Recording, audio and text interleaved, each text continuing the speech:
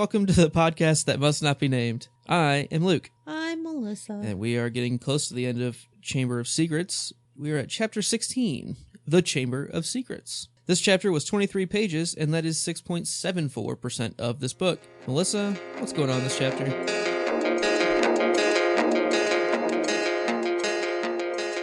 Finding time to visit Moaning Myrtle to inquire about the circumstances of her death proved almost as impossible to Harry and Ron as the idea that year-end exams would still be held. 3 days before the exams, Professor McGonagall told everyone that soon the Mandrake potion would be ready and those petrified would be revived. At the same time, Ginny seems to be trying to tell Harry and Ron some secret, but she is interrupted by Percy.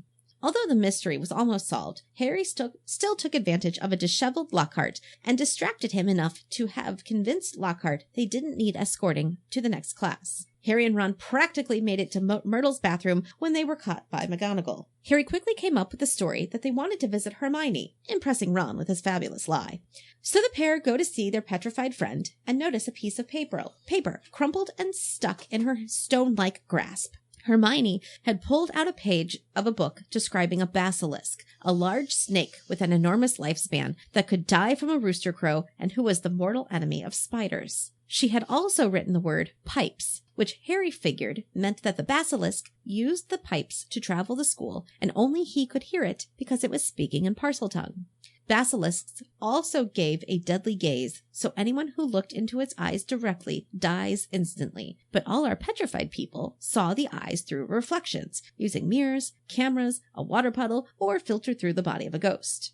Ron thought the entrance to the chamber might be in Moaning Myrtle's bathroom. The boys ran to the staff room to report what they had learned, but heard an announcement canceling everything and telling students to report back to their house dorm rooms as soon as possible. Instead of complying, Harry and Ron decide to hide in the staff room and eavesdrop. They learned that a student was taken into the chamber, and that it was Ginny. Lockhart comes stumbling into the room, oblivious to the horrible feeling present, and was immediately trounced upon by the other teachers to go solve this problem since, quote, "Didn't you tell me you were sure you knew what was inside it? And you've known all along where the entrance to the Chamber of Secrets was."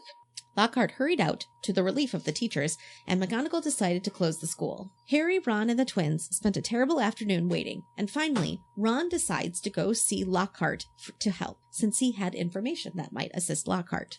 Lockhart had been busy, but not with saving Ginny. He had been packing to run away. Lockhart, it turns out, not only had stolen other people's thunder from their various heroic actions, but had also stolen their memories. And he planned to do that to Harry and Ron. But at that moment, Harry disarmed Lockhart, Ron caught the wand, and tossed it out the window. The boys marched Lockhart, at wand point, to Myrtle's bathroom and asked her how she died. She explained that she heard a boy speaking a funny language, saw a pair of big yellow eyes, and died. The eyes, she said, were over by a sink whose tap had never worked. A tiny snake was etched into the side of the tap, and Harry used Parseltongue to tell it to open. A large pipe opened up, and Lockhart, pushed by the boys, slid down, followed closely by Harry and Ron. As they walked along the underground, or under-lake, passage, they saw a huge snake skin. Suddenly, Lockhart attacked, grabbed Ron's wand to erase their memories, and instead blew up the passageway. Running through the falling rocks, Harry realized he was on the other side of the pile from Ron. Ron was unhurt, but Lockhart, stuck with Ron, had gotten blasted by the malfunctioning wand and wasn't good. Harry told Ron to give him an hour, but couldn't bring himself to tell Ron what to do if he wasn't back on time. As Ron started to shift rock to make a hole for Harry's return, Harry ventured on, coming to a huge serpent-engraved wall. Harry hissed at the wall to open, the snakes slid apart, and Harry walked in.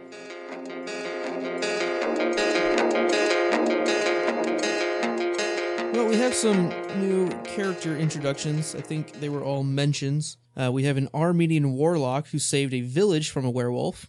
We've got a witch who banished the Bandon Banshee. And also a mention of Olive Hornby, who was teasing Myrtle about her glasses. Our location is we got to visit the Chamber of Secrets. Yeah, first it there. First time actually going. We do have some magicabulary. We learn about the Basilisk, also known as the King of Serpents, for the first time. We've heard a lot of mentions, I guess, but nothing like specifically about this character in general. And we also get the actual charm for the memory charm. It is Obliviate or Obliviate, whichever it was Obliviate. Whichever you prefer. I'm gonna go with Obliviate. In the audiobook, they say Obliviate. Really? Yep, at least the Stephen Fry version. Oh, interesting. On Audible, it's all the Jim Dale versions. Yeah, I've got both. I've got both versions. Nice. The one on my phone just happens to be the Stephen Fry version. Excellent. Well, my version on my phone is the Audible version that I got using my free 30-day trial. What's nice is now that my free 30-day trial is over that I got through thepodcastthat.com/support us, it's only $15 a month, and I get a free audiobook every month. Mm-hmm. So I'm currently building up my Harry Potter audiobook collection. Perfect. Which is great because if you want to just buy it independently through Audible or any other, an audiobook for a Harry Potter book costs anywhere from $30 to $40. Mm-hmm. But if I just keep my monthly subscription of $15 a month, you get it for free every month. Well, for $15, I get it for $15 a month rather than $35 or $40. So even though it's a monthly fee, it's still so much better than just paying for the audiobook out of pocket. Yeah. Also with the Audible subscription, I mean, I've had it for a couple of years now, Audible subscription, and like throughout every month you'll get your free credit or whatever. Yes. And you'll also get like big discounts on other books that they're featuring that month every single month, so you can get stuff that's like 80% off. And one month I got another free book. They gave me like just an extra credit for fun. And right. it got me a free $30 audiobook. Yeah, it legitimately is a very, very good company. I like them quite a bit. So definitely check them out. Go to www.thepodcastthat.com/support us. Click on our affiliate link and start your free trial today. So let's go ahead and talk about that illustration. It's a mighty big snakeskin with 3 people looking at it. Yeah, it's real crinkly. Very crinkly. I like that you can see the tail and the nose. That's really funny. I think it's interesting that it looks like Harry's holding up a torch in the picture. But it's his wand. Is it his wand? That is not how I would have expected like a wand to light. But it's very cool. Looks like a fire torch. Oh, yeah, that's definitely a torch there. Yeah, definitely a torch. Surprised it's not just the Lumos wand tip like we saw in the forest. Thing. I don't know. He just did it in the forest. So... Yes. I don't know. So, yeah, I'm not sure either. Yeah, I don't think there was a mention of a torch. No, that was my point. Like, I think that's weird. Maybe that was just an artistic license that was taken. By Marie Grandpré. Yes.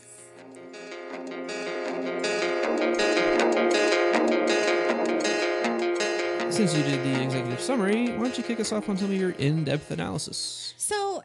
let me go with that. Summary was very in-depth because this chapter, I feel like I keep getting chapters where lots of things happen, lots and lots and lots, and so I don't want to miss anything. I just ignore a lot in my summaries. That's why I'm better than you. It's okay. It's not a competition. I'm just better. It's not a competition. I'm just better. No, you're not. So basically, like my overall thought is, wow, a lot got explained. Really, like we learned a lot of things. We cleared up. There's a lot of unraveling. Yes. So that was nice.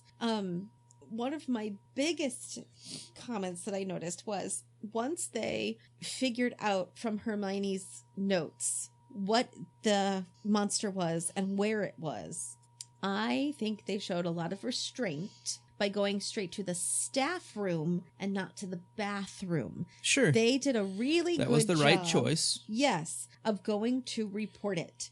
Step 1, taken care of. Yes. And that was a huge amount of growth from last year's Trek past From Fluffy. 2 weeks ago. Also true. Because, my thought was about Fluffy, but in general, they're like, well, let's try and tell Dumbledore. We can't tell Dumbledore. Let's take care of it ourselves. This time we have to tell McGonagall. Or basically any adult we run into. Which I think was good. It's not their fault that the announcement was made and they couldn't tell McGonagall. Couldn't tell her. Except then they did. Well, because in theory, they should have gone back to... I won't cut you off because we're getting to the same point. I know. I'm getting there. Look at my next box. I know. There. So at first, I was very proud of them. I'm like, oh, look, they're making such a good choice. And not even 2 paragraphs later, they totally ruin it by hiding in the cupboard and among all of the dirty, nasty old coats or whatever to eavesdrop. And they ruined that whole, hey, I made a mature choice thing.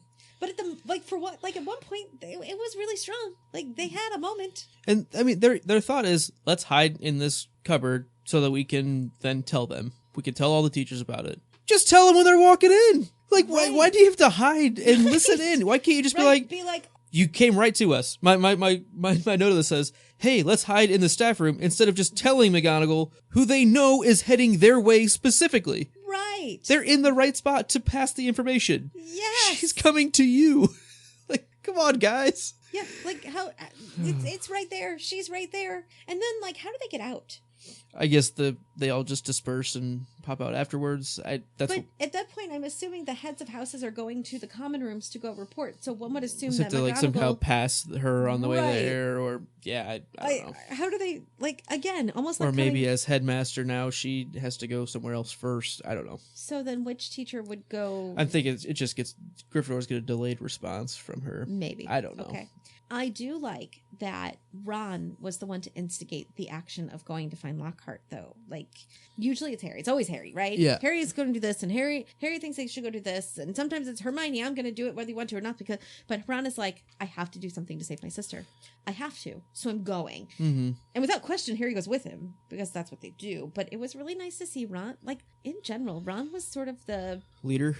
Yes. This was Ron's chapter. It wasn't Harry Potter and his group of friends. It was Ron Weasley and I'm going to save my sister. Mm-hmm. I really liked that. Yeah, I agree. Definitely. And going with my Ron theme, so he has this wand, this malfunctioning, terrible wand that we've been making fun of him for weeks and weeks and months. Oh my gosh, please get your wand fixed. Except, good thing he didn't, because if he had had a functioning wand, then Lockhart would have obliviated them. With a malfunctioning wand, he doesn't. Yep. And granted, like, the place crumbles down and there's a giant rock pile and Lockhart might be injured or whatever, but at least Ron and Harry were not wiped of memory. So I'm going to call 1 point for a broken wand. Sure. That's Okay, one reason to maintain a broken wand. There you go. At all times. Yes. All right. That's all I got. What is your next? They're still having exams. Like, I like that they make a big deal out of it. Like, Harry never would have thought that after everything that's happened that they'd still have exams. And I like that there's like kind of the debate between like Seamus Finnegan and Professor McGonagall about seriously, and she's like, well, that's the whole point of keeping the school open is to see what you've learned, like to actually have it be a school. Like, this isn't just a safe house, like it's still school. And also like the mention of, oh man, they'd be better off not awakening Hermione until after exams, because she's gonna find out she's got 3 days left until exams and hasn't had a chance to revise. Like that's gonna be torture for her personally. Thought that was interesting. Ginny looking like Dobby, trying to tell Harry and Ron something, and also Percy getting caught doing something. Probably the best for Percy that the twins weren't around. Oh, God. Yeah, no. Because I absolutely think that he would not have gotten away with just being like, oh, well, she just saw me doing this. Because they would never have let that go. No. Not ever. No. Nope. Not at all. Nope. But yeah, so like that whole exchange, like Ginny's definitely got something, on her chest. Like she's got some kind of information going on. Do you think it's the Percy thing? Whatever it is? No, I don't. I mean, at the end of this chapter, we find out she's the one that's taken into the chamber. So you think that's tied in? I think somehow she maybe just found something out. Got it. And it was targeted because she's a pureblood, so she would not normally be a target. My thought is more she was way too upset and nervous to just be like ratting out her brother about whatever he was doing. I don't know. We'll see. Yep. What do you think about Lockhart being lax on his chaperoning? Of course he was. I thought they played him pretty well. Oh, that was really well done. Again. Without Hermione's help too. Like, right. That's Here's 2 in a row for he's Harry. Very gullible. I think Lockhart. If you play those certain cards on him, he's going to go right along with what you want. Yes. Don't ever play poker, Lockhart. No. Nope. So, twice in this chapter, Harry has pretty good convincing stories again to teachers to get kind of what he wants. Yes. To manipulate a little bit for a good cause. Manipulation's not always a negative thing. Harry, quickly came up with a story to go see Hermione when McGonagall caught them. Right. And then we saw a lot of emotional response from McGonagall herself, which was neat. Yes. I thought that was a good character moment for her. I don't know. What do you think of Harry's story and then McGonagall's reaction? Well, I really liked the story. I think it was rooted in truth. Very, very plausible. Yeah. So why not? And it's Ron and Hermione. So of course it's likely they may be wandering. Ron and Harry. You said Ron and Hermione. Oh my gosh. Ron and Harry are likely to be wandering, so sure. And I think McGonagall puts on a really good big bad teacher act, but isn't really. Mm-hmm. And I've talked about that before. Yeah, I think absolutely. It's an act, and so she should be emotional. You know what I mean? How many Gryffindors have been attacked? Mm-hmm. Yeah, 2, right? 3 if you count the ghost. Sure. So out of the, 6 people who've been attacked, half of them are in her house. Her school is falling apart. She's been thrust into this leadership position. Right. Dumbledore is gone. Hagrid's an ask. It's going to be hard on anybody because any kind of stressful situation, it makes you human. Yeah. And I wasn't even thinking of it like her just dealing with stress. I mean, I really look at it as just her being sad that these guys don't have their friend. Because I think it all ties together. I mean, I agree with you that's how I've always the trigger taken it. from that moment. That's how I've always taken it, is she just in that moment feels really deeply for the 3 of them because she knows how much of a trio they are. Oh. And she knows that Harry and Ron are kind of lost without Hermione in a lot of ways. Well, I agree with that, but I think if Hermione had just gotten sick and was in a coma, I don't think she'd be crying for them. That's what I'm saying. I think the level of it's everything that response, leads up to that. Yes. I agree. I just don't think I hadn't thought of it being her stressed from the leadership stuff. I think it's not just leadership, it's just in general. This is a very stressful environment. Sure. And once there is a stressful environment, every little thing can set you off. Sure. Speaking of Hermione, she solved it months ago. Of course she did. Because she's Hermione and she's brilliant and nobody ever notices. It's annoying. That's all I have is, yep we called it that she knew what it was, and she did. Yep. Would Hermione really tear a page out of a library book, though? I thought the same thing. That is the least likely thing to have happened in the entire book. Why would you just check the book out? Right. Unless it's in a dangerous restricted section book that she wouldn't be able to check it out, there? which she's done it before. Maybe she went to Lockhart again and say, I don't know. But it was right before a Quidditch match, so maybe she was in a rush. I have to tell people this. Yeah. And so ran. Yeah, maybe. But yeah, that's how bad it is. It's so bad. Hermione's destroying books. Yeah, I'm not buying it. I know. The hatching of the basilisk is really silly. Can you read what it says? Yes, I can. Of the many fearsome beasts and monsters that roam our land, there is none more curious or more deadly than the basilisk, also known as the king of serpents.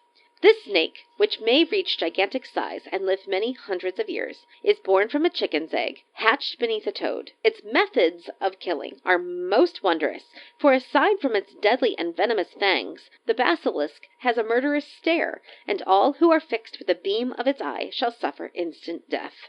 Spiders flee before the basilisk, for it is their mortal enemy, and the basilisk flees only from the crowing of the rooster, which is fatal to it.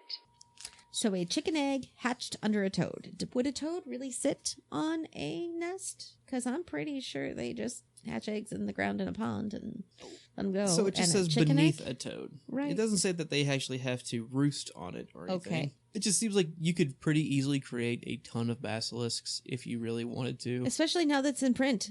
Hey, let's go try it. It'll be a fun science experiment. It just, there's nothing supernatural. There's nothing out of the ordinary that you couldn't just walk outside. Here's a chicken egg. Here's a toad. You could make that work pretty easily. You could, unless the author of this specifically left out the magic piece of that. Maybe. Feels like that would have been alluded to. Maybe, and it's not. Okay.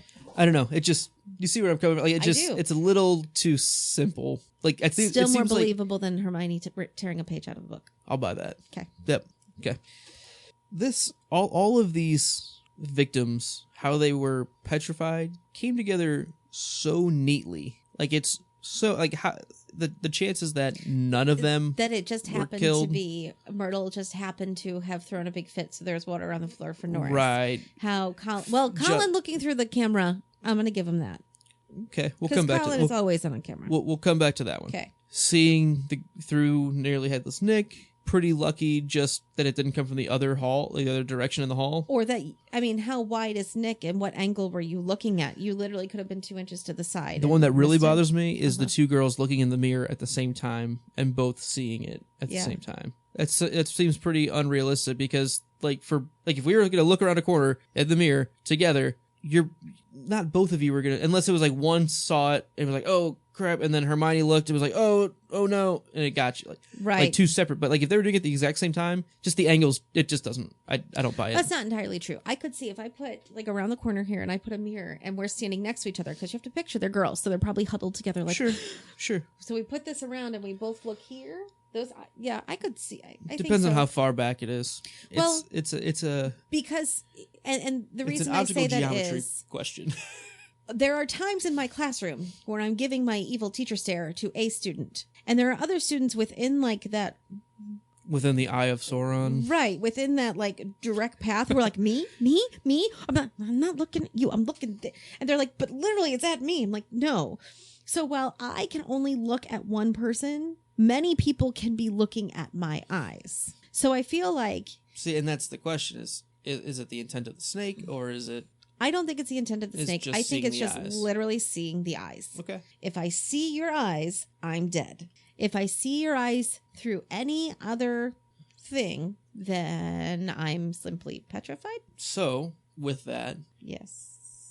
Colin sees it through the glass lens of the camera. Lenses. I'm sure it's like their cameras He are sees more it through than the just. lenses of the Yes. camera. Are Harry's glasses good enough? It's the same thing. I know. It's I the same thing feel as looking like through a mirror.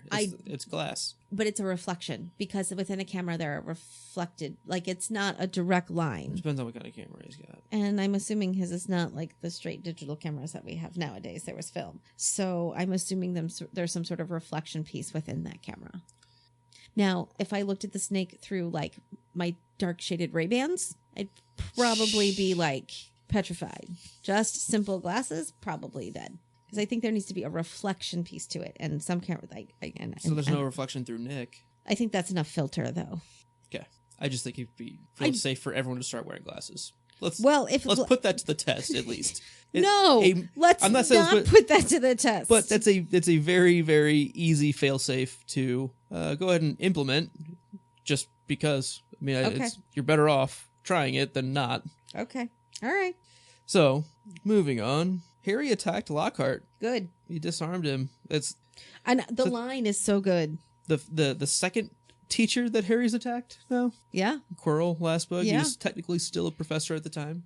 And it's still the defense against the dark arts teacher. Yep, 2 for 2. Who's Harry going for next book? Yeah. That's really funny. The line is fantastic, too. So after Harry disarms Lockhart, hold on, I gotta find it because it's really funny.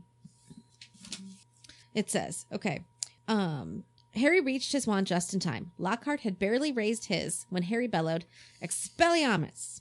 Lockhart was blasted backwards, falling over his trunk. His wand flew high in the air. Ron caught it and flung it out the open window. "Shouldn't have let Professor Snape teach us that one," said Harry furiously, kicking Lockhart's trunk aside. Lockhart was looking up at him, feeble once more. Harry was still pointing his wand at him. It's the "shouldn't have let," like, oh, too bad you taught us that. Ha ha. Yeah, that's a good one, because clearly Lockhart wouldn't have taught them that one. No, it was really Snape. That's awesome. So I've got several more notes here still. I'm going to try to go through them a little quicker. Go for it. This is the first Harry and Ron, it's their first hostage situation. They handled it well. They did. I thought they did a pretty good guy, good cop, bad cop, Yep. Just we gotta take him. He's coming with us, and we're going. Well, I think, and even just in general, this is a much improvement over last year where they just were kids going to do it. No, they're like, no, this adult is supposed to do this. So we've kidnapped you. Go do it.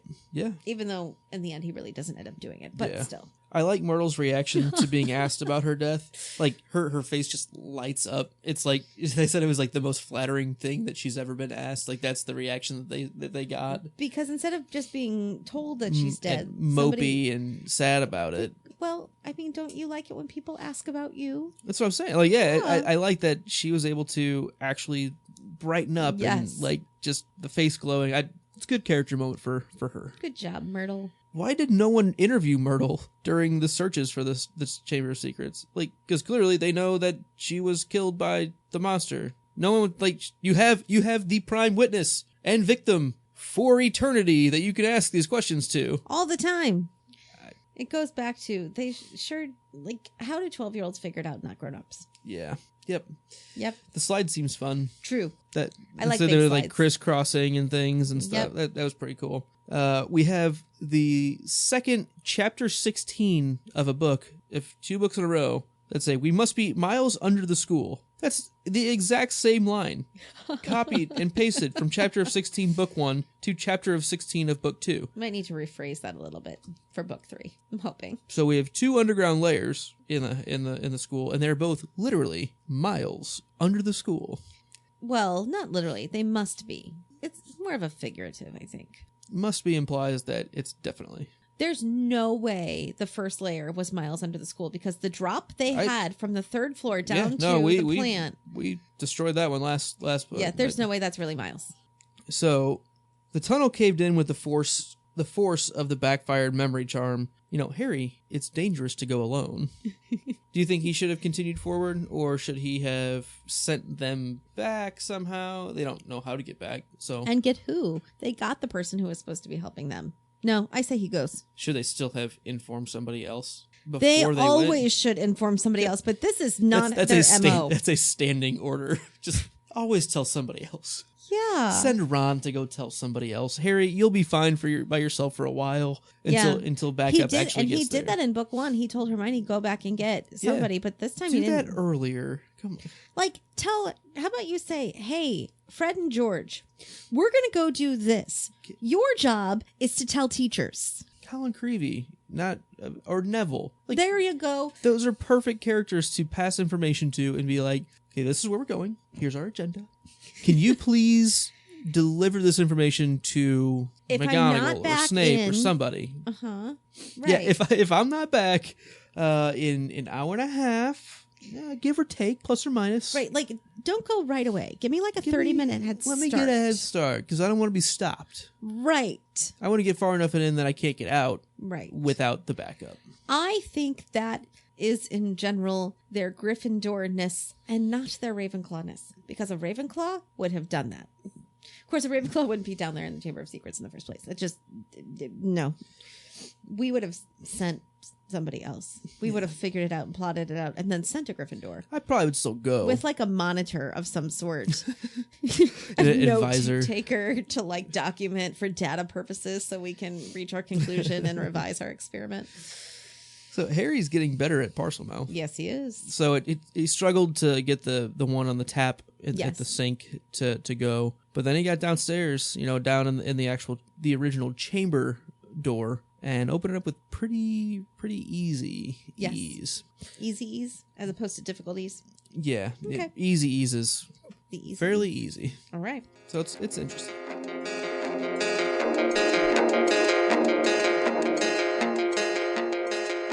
Let's get into your 5 burning questions. All right. So here's my first question. Should Ron have kept Lockhart's wand to use against him? He caught Lockhart's wand and threw it out the window. Do you think he should have kept it to use as like another weapon, or since his is defunct? So we haven't seen anybody use another person's wand Right. until this chapter at all that I can think of. We clearly see that using somebody else's wand doesn't... That's not true. Ron's wand was a hand-me-down in the first place. That's true. From his brother, though, so maybe there are some similarities Okay. on that it just transfers Okay. decently. I don't know. But like we saw Harry try out a bunch of different wands, and all of them were catastrophically bad. Like they just blew, books off the shelf or, whatever, blew up a lamp. Yes. So maybe that's what Ron thinks will happen if he tries to use Lockhart's wand. Like maybe he's just thinking, let's just get rid of his weapon entirely. Let's just take that out of the equation Right. and go with the knowns that we have. We know mine's not, it's on the fritz, but maybe, he's used it all year. Clearly it's been failing a lot, but maybe there are still some times where it works okay for him. Right. But he's also gotten used to it, where Lockhart would be totally surprised by Also true. this. So I agree that it would have been nice, but then it's also one more thing to have to worry about True. Lockhart getting his hands on. And it worked out for them to have the broken wand around. Yeah, absolutely. Right. If the tap has not worked in at least 50 plus years, wouldn't somebody have noticed the little snake on the side of it when they tried to repair it? You would think so. But clearly no one's tried to repair it because no one uses this bathroom because Myrtle's always in there crying, so it's always empty. So Okay. they don't need to repair it. No one knew it was broken. If they have a bathroom that hasn't been used in 50 years, don't you think they would try to like improve the streamline the process. I don't know. Like, it just seems pointless to have a whole bathroom that's just unusable because of some random ghost. Okay. Apparently, it's not enough of an issue to to bring up at the staff meetings. Because nobody really cares. Right. All right, here we go. So, here it is. How did Slytherin put an entrance in a bathroom when the school first opened 1,000 years ago and indoor plumbing hadn't been invented yet? I don't know where I can go with this. Yeah, I mean, I would think that there would have to be somebody that came in later on, almost, and I know we talked about it in the unrestricted section, but Right, for that's- people who don't listen to that part. so my thought is it had to have been retrofitted at some Okay. point to be adjusted for the heir of Slytherin to get access to the Chamber of Secrets through the plumbing. Okay. My thought was that room, whatever that room was always the entrance. And when indoor plumbing was established, then it just was made, like, it just happened to become a bathroom. But Or maybe that room was always the entrance. some of the power of the chamber is that it can force that to happen. You know, some of its magic is True. there will always be some kind of Yep. direct route for the heir Okay. to find. Next question. How does one protect oneself from a basilisk? So the main thing that this reminds me of is the Gorgons, like Medusa and Yes. Perseus and Yes. Greek hero ship. But even then, like, you could look at the reflection of her and not be turned to stone. You True. couldn't look directly at her. This is like The next step. yeah, Medusa V2.0. Yep. So you can't look at the reflection. I mean, you'll survive, but at the same time, the snake could just petrify you and break the stone. Just destroy you then. But I mean, I would think you would just have to work on your echolocation.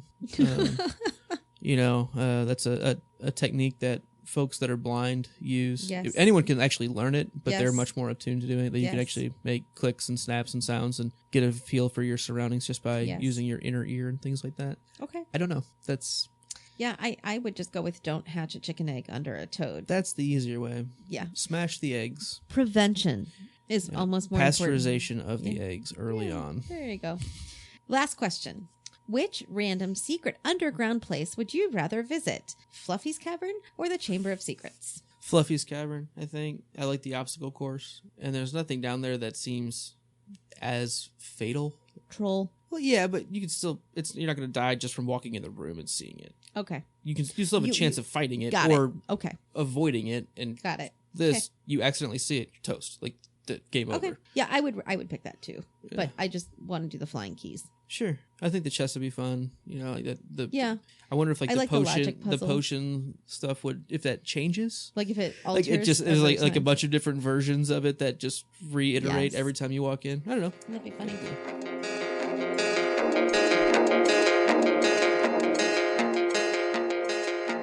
So let's get into our chapter superlatives. Melissa, what was your favorite line? That, said Ron fervently, was the best story you've ever come up with. It was. That was awesome. Yeah, I like that Ron gives Harry props Yep. for getting him out of that Golf sticky claps. situation. How about you? My favorite line was when Harry and Ron confront Lockhart in his office, and Lockhart was explaining how he didn't actually do any of the heroic things in his books, and he goes, "Books can be misleading. You wrote them. Like you are misleading. Not the You books. were intentionally You. misleading." Yep. Yeah, they can be when they're intended to be misleading. Right. It's really funny. I agree. So with that, who was your chapter MVP? Ron, absolutely, hands down. Yeah, definitely. It was his chapter. He instigated. He ran it. He's the one who said we have to do this. He's the one who went to go get Lockhart. Ron. Mm-hmm. I can't disagree with you at all on that Yep. one. I'm going to throw an honorable mention to McGonagall Yes. for just the way she is taking the reins, Mm-hmm. of the headmastership, and it's tough. It is a tough job, and she seems like she's doing everything she can. During a tough situation. Right, so you're thrown into a position you don't normally have Yep. in a crisis. Yep. Like I think she's doing fair, and Yeah. and she does understand that Ron and Harry, I just did the same thing, that Harry and Ron were having a tough time with, she did buy, like, she was a little bit gullible on the story that Harry gave her, but at the same time, it's a very, very Believable. reasonable thing for Yeah. them to be doing. Because why not? And she gives them the benefit of the doubt. And, she does show some emotion along with that. Mm-hmm. So yep, that's all I got. Awesome.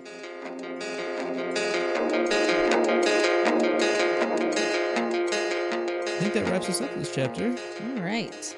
We would be happy to talk to people in places where talking to people happens. Yep, we will talk to you if you talk to us as well. Those places are sitting in our chairs, playing on our phones or other devices, where we can answer emails. Playing. We're always working on the show, taking notes. That's right. We do nothing but this. Or editing. That would be you, Mr. Producer Man. So for those of you who don't know, Luke is our producer and editor and sound mixer and all over everything guy. So if you want to just give him a shout out, you know, he would really appreciate that on Twitter at Not Named Podcast, how wonderful he is.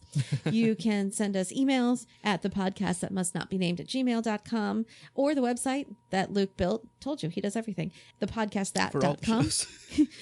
Thepodcastthat.com is our website for our family of shows. Again, all hosted and built and edited by Luke. We have the podcast that must not be named that you're listening to now. Keep listening. We have the podcast that drinks and knows things, a watching and then rewatching of the Game of Thrones episodes. And soon coming to a podcast server near you, we will have the podcast that floats down here, a chapter by chapter read through of Stephen King's It, which we are forcing Luke to read only one chapter at a time because he's never read it before. Killing me. One chapter at a time. It hurts. I know, it's awesome. So subscribe and rate us on iTunes. Leave a comment there. Give us a like. And we also have all of our videos on YouTube. Find us there as well. We are stumbling our way towards the end of the book. So join us next week when we discuss chapter 17. The Heir of Slytherin. Stay imaginary. Thanks.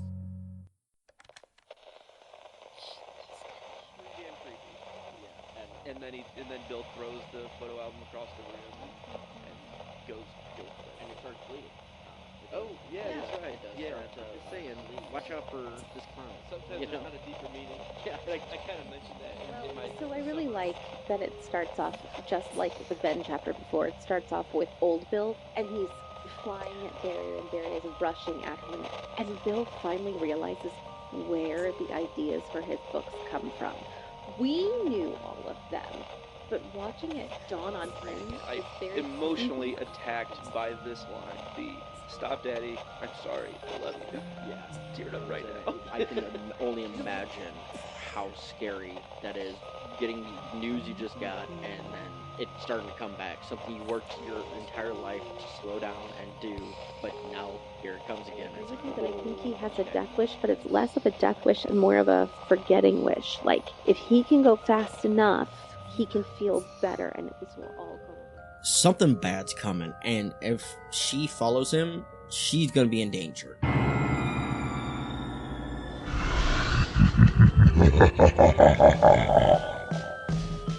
podcast that floats down here. January 12th. Subscribe now.